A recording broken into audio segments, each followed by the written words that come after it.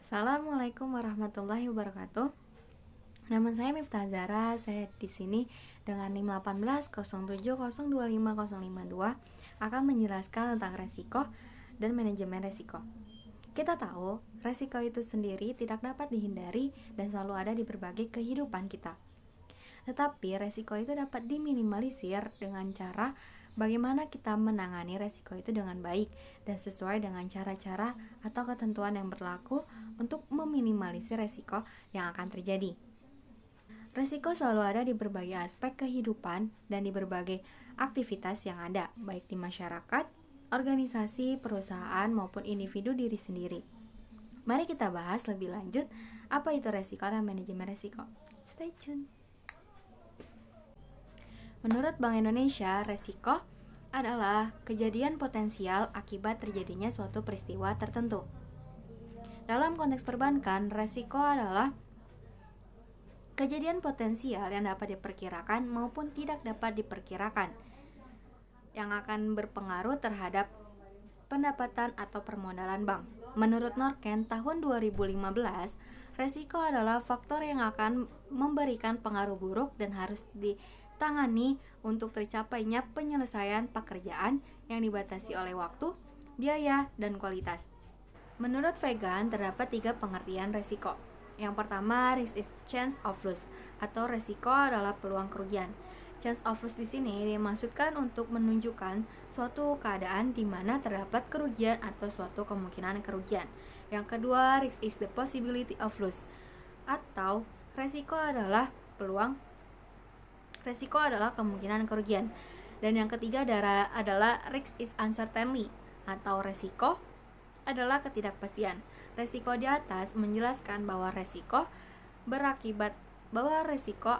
muncul akibat adanya ketidakpastian dari berbagai aktivitas. Dari beberapa pengertian di atas dapat disimpulkan bahwa resiko adalah kemungkinan terjadinya kerugian yang berakibatkan adanya ketidakpastian dengan peluang kejadian yang apabila terjadi akan menimbulkan dampak negatif terhadap fisik maupun finansial. Resiko berkaitan erat dengan kondisi ketidakpastian. Ada beberapa tingkatan ketidakpastian itu.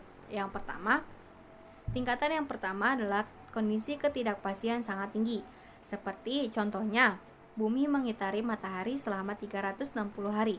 Yang kedua, pada tingkatan kedua yaitu ketidakpastian objektif. Contohnya seperti kita akan melempar dadu. Kemungkinan akan muncul yaitu angka 1 sampai angka 6. Maka dapat disimpulkan bahwa probabilitas yang muncul yaitu 1/6. Yang ketiga yaitu tingkatan ketidakpastian subjektif. Contohnya seperti kecelakaan mobil. Dan yang terakhir adalah tingkatan kondisi yang tidak sangat mungkin, yaitu seperti mengeksplor angkasa. Contohnya seperti apakah kita akan bertemu dengan makhluk alien. Selanjutnya kita bahas tentang jenis-jenis resiko. Yang pertama, resiko murni. Resiko murni yaitu yang apabila resiko itu terjadi maka akan menimbulkan kerugian, dan apabila tidak terjadi maka tidak akan menimbulkan kerugian maupun keuntungan. Yang kedua yaitu resiko spekulatif. Resiko spekulatif ini mengandung 2 kemungkinan terjadinya suatu peristiwa yang benar-benar terjadi. Yang ketiga yaitu resiko khusus. Resiko khusus yaitu yang merupakan dampak atau penyebabnya dari diri kita sendiri atau pribadi, yang baik secara kualitas maupun kuantitas. Contohnya seperti pengangguran ataupun seorang pencuri. Yang keempat, resiko fundamental. Resiko fundamental ini merupakan kebalikan dari resiko khusus, yang faktor atau dampaknya dipengaruhi dari pihak luar seperti kebijakan pemerintah, bencana alam, atau sebagainya. Yang kelima, resiko individu. Resiko individu adalah berbagai macam kemungkinan yang terjadi di kehidupan sehari-hari yang dapat mempengaruhi kepada finansial seseorang, harta kekayaan, maupun resiko tanggung jawab. Resiko individu dapat dikelompokkan menjadi 3, yaitu resiko harta atau property risk, personal risk, dan liability risk. Yang keenam, resiko harta. Resiko hal berkaitan dengan suatu kepemilikan benda akibat kehilangan, pencurian, atau kerusakan. Yang ketujuh adalah resiko tanggung-gugat. Resiko itu merupakan suatu tanggungan seseorang terhadap akibat atau hal yang terjadi, seperti kecelakaan mobil. Ketika menabrak seseorang, maka ia akan mengalami resiko tanggung-gugat dan harus tanggung jawab terhadap apa yang ia kerjakan atau apa yang ia lakukan. Selanjutnya kita akan membahas tentang manajemen resiko. Manajemen resiko merupakan suatu elemen yang sangat penting apabila kita menjalankan suatu bisnis.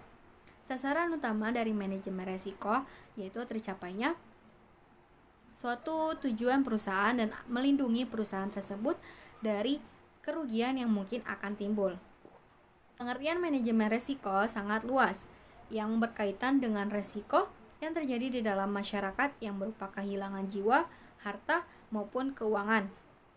Menurut PBI nomor 13/23/PBI/2011 tentang penerapan manajemen resiko bagi BUS dan UUS, yaitu serangkaian metodologi dan prosedur yang digunakan untuk mengidentifikasi, memantau, serta mengukur dan mengendalikan resiko yang timbul dari seluruh kegiatan usaha bank. Menurut Zainil Arifin, tahun 2015, manajemen resiko adalah pengambilan resiko yang rasional dalam keseluruhan proses penanggulangan resiko, termasuk risk assessment, sebagaimana tindakan-tindakan yang membangun dan menerapkan pilihan-pilihan dari kontrol resiko. Dapat disimpulkan, manajemen resiko merupakan bagian internal dan proses manajemen yang berjalan dalam perusahaan atau suatu lembaga untuk mengetahui serta menganalisis resiko dalam setiap kegiatan dengan tujuan memperoleh efektivitas yang tinggi. Teknik manajemen resiko. Resiko harus dikendalikan atau ditangani dengan baik. Pengendalian resiko tersebut bertujuan untuk mengurangi probabilitas munculnya kejadian atau mengurangi tingkat keseriusan atau keduanya. Yang pertama yaitu penghindaran resiko atau risk avoidance. Resiko yang dihilangkan tanpa adanya pengaruh negatif terhadap mencapai tujuan. Dalam banyak kasus, resiko tidak dapat dihindari. Seperti contoh, melakukan suatu bisnis dengan perusahaan menghadapi resiko yang terjadi dalam suatu perusahaan tersebut dan tidak akan dapat dihindari.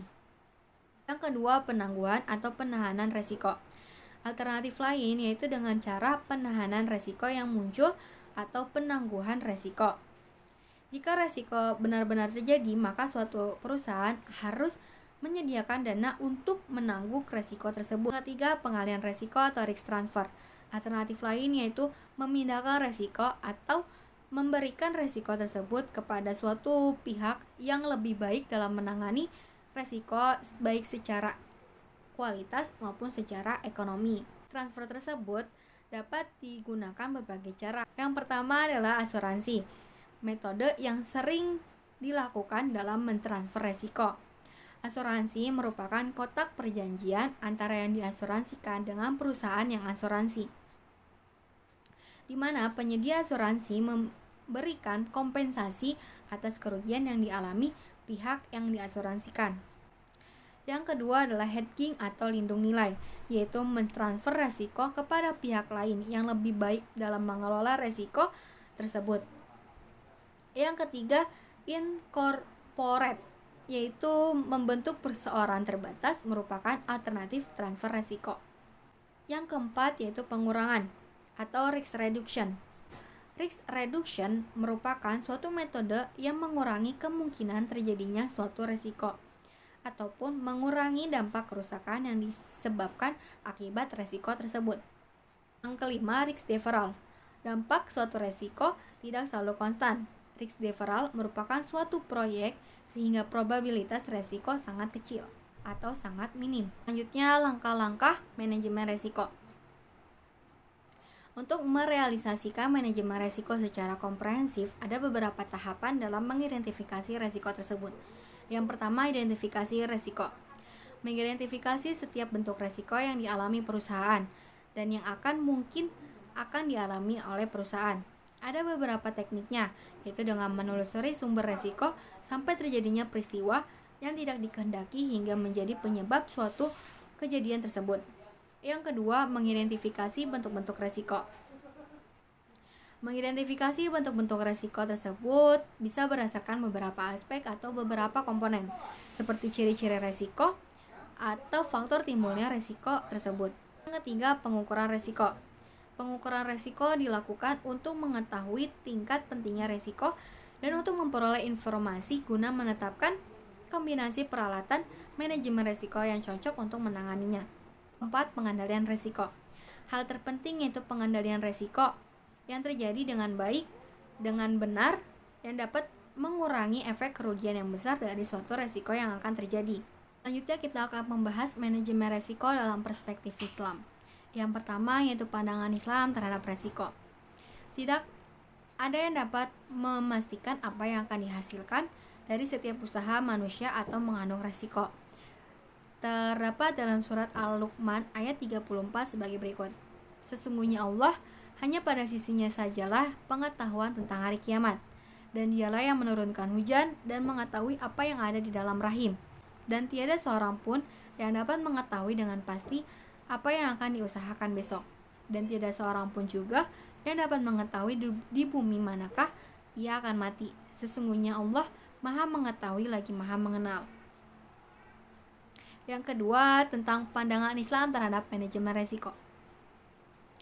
Perspektif Islam dalam pengelolaan resiko dapat diambil dari kisah Nabi Yusuf dalam mentakwilkan mimpi sang raja pada masa tersebut. Mimpi tersebut terdapat dalam surah Yusuf ayat 43. Dalam tafsir Al-Misbah, Muhammad Quraisy Shihab menafsirkan bahwa Nabi Yusuf alaihissalam memahami 7 ekor sapi sebagai 7 tahun masa pertanian. Boleh jadi karena sapi tersebut membajak sawah, maka pada masa tersebut merupakan masa panen. Sedangkan apabila sapi tersebut kurus, maka disebut masa kekeringan atau masa panceklik. Dari kisah tersebut dapat dikatakan bahwa 7 tahun kedua akan memperoleh kekeringan. Ini merupakan suatu resiko yang akan dihadapi di negeri tersebut pada masa tersebut. Namun dengan adanya mimpi sang raja, Nabi Yusuf melakukan pengukuran dan pengendalian resiko dengan cara menyarankan seluruh rakyat untuk menyisihkan atau menyimpan sebagian hasil panen di menghadapi masa panceklik di kemudian hari. Manajemen resiko yang dilakukan oleh Nabi Yusuf melalui tahapan pemahaman resiko, evaluasi, pengukuran, serta pengendalian resiko. Tindakan pengendalian resiko tersebut juga dialami pada masa Nabi Muhammad SAW. Pada masa tersebut, ketika rumah Rasulullah dikepung oleh 11 orang musuh yang diperintahkan oleh kaum Quraisy. Menghindari tersebut, Nabi Rasulullah melakukan pengendalian resiko dengan cara meminta Sayyidina Ali untuk berpura-pura tidur untuk menjadi seperti dirinya. Untuk menghindari kejaran musuh, Rasulullah mengambil jalur ke arah Yaman untuk sampai di kota Madinah tanpa harus melalui jalan yang biasanya ia lewati. Walaupun memakan waktu lama untuk sampai, tetapi dapat terhindar dari kejaran musuh.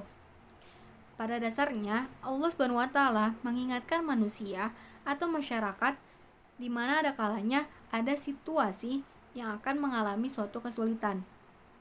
Hanya saja bagaimana cara kita mengatasi atau menghadapi kesulitan tersebut dengan perhitungan yang matang dan dengan persiapan yang baik. Terakhir, kita akan membahas tentang prinsip manajemen resiko terhadap perspektif Islam.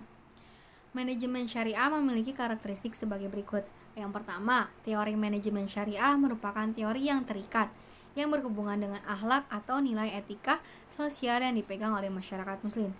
Yang kedua, manajemen syariah konsen terhadap variabel ekonomi dan motif materi dan bekerja untuk memenuhi kebutuhan fisiologis individu. Yang ketiga, konsen terhadap sistem dan bertanggung jawab, menghormati kekuasaan dan menuntut kegiatan terhadap kebaikan. Dalam manajemen resiko, Islam lebih memperhatikan rubaniyah halal dan haram yang merupakan landasan utama dan perencanaan, pelaksanaan, dan semua kegiatan yang dilakukan untuk mencapai tujuan sesuai syariat Islam. Sekian penjelasan dari saya, kurang lebihnya mohon maaf. Wabillahi taufiq wal hidayah. Wassalamualaikum warahmatullahi wabarakatuh. Makasih.